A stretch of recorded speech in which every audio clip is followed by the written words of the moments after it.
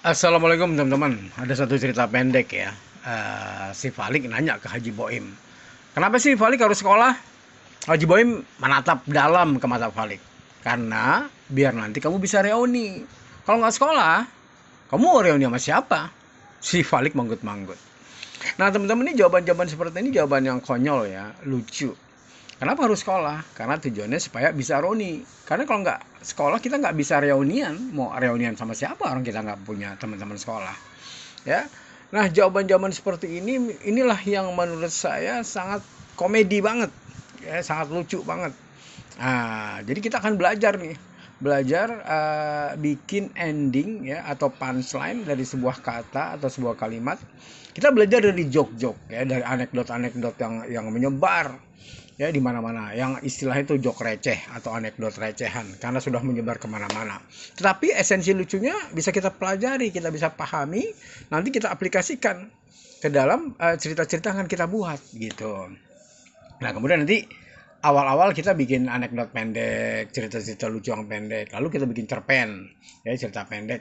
Tapi kita cari kelucuannya, bagaimana supaya cerpen kita tuh lucu, ada unsur lucunya. Karena lucu itu bisa dari segi ceritanya ya, karena memang idenya sudah konyol, bisa bisa ditunjang oleh karakternya yang konyol, ya, bisa juga dibumbui oleh anekdot-anekdot.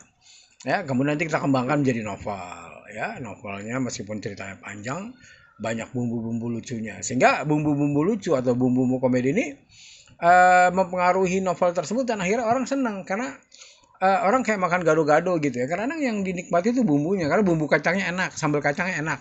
Sehingga sayur-sayuran yang ada di gado-gado itu menjadi lebih enak. Begitu juga dengan novel yang kita buat. Ceritanya sudah bagus ya, tapi ada bumbu-bumbu komedi, sehingga bumbu-bumbu komedi itu menambah bagus dari novel yang kita buat. Lalu berkembang ya ke naskah televisi. Cerita-cerita dalam cerita-cerita di televisi, sinetron ya, web series ya atau drama seri dan lain-lain. Ini cerita juga sudah menarik sebetulnya, tapi kan ada bumbu komedi ya, sehingga cerita itu semakin enak. Dan selalu ada tokoh yang komikal di situ ya, yang berperan untuk membuat suasana nggak terlalu tegang ya, bahkan bisa nge-grab sebagian penonton yang suka sama hal-hal yang lucu-lucu.